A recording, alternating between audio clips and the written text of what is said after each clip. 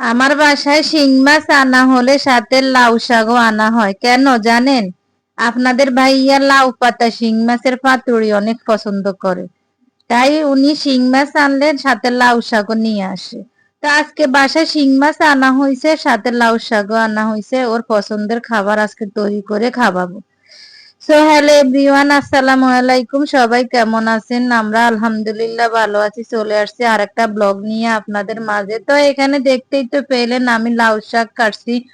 ভিডিওর প্রথমেই বলছি লাউ শাক আর শিং মাছের কথা। তো লাউ শাক আর শিং মাছ দুইটাই বাজার থেকে নিয়ে আসছে।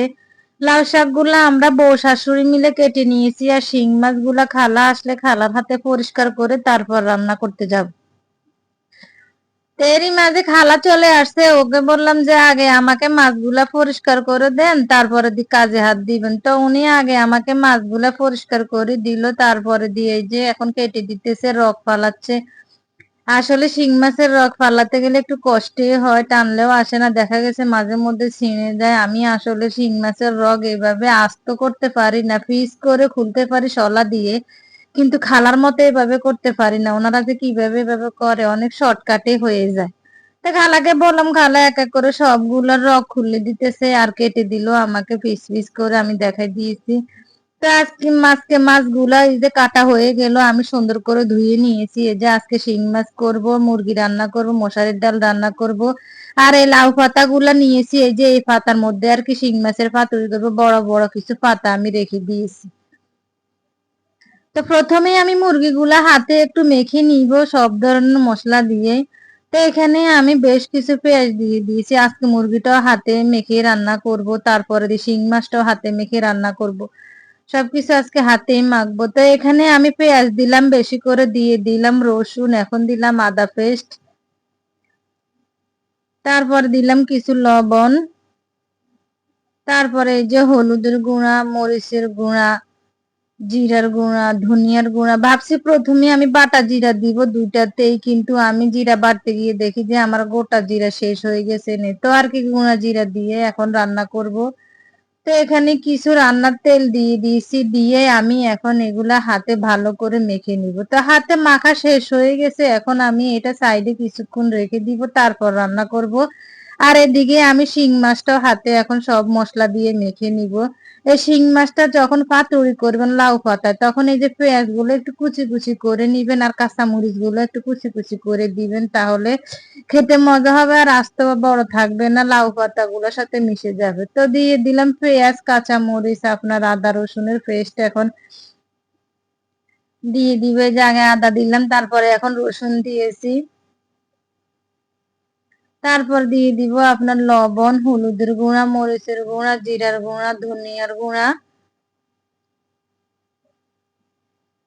তারপর দিব কিছু গরম মশলার গুঁড়া, তারপরে একটু রান্নার তেল দিব, দিয়ে এখন হাতে ভালো করে এগুলা আমি মেখে নিব। আসলে হাতে মাখানো জিনিসের মজাটাই হচ্ছে আলাদা। হাতে মাখলে আমার মনে হয় জিনিসটা মানে রান্নাটা খেতে একটু মজাই হয়। তো আমার হাতে মাখানো শেষ, এইটাও আমি কিছুক্ষণ রেখে দিব সাইডে, তারপর রান্না করব। এদিকে আমি মশারির ডাল রান্না বসাই দিয়েছি, কিছু টমেটো দিলাম, পেঁয়াজ দিছি, তারপর দিব কিছু লবণ, দিয়ে আমি চুলাটা ধরা দিব। এভাবে রান্না করে, হলুদ এখন দিব না, কাঁচামরিচ এখন দিব না, পরে দিব। তো ডালটা হতে থাকে, এদিকে মুরগিটা বসাই দিয়েছি কড়াইতে। কিছু পেঁয়াজ আমি ভেজে নিয়েছি, মানে একটু বেরেস্তা টাইপ করে ভেজে নিয়েছি। এভাবে ভেজে মুরগি রান্না করবেন, মুরগি কেন মাংস রান্না করবেন, দেখবেন সব মজাই হবে।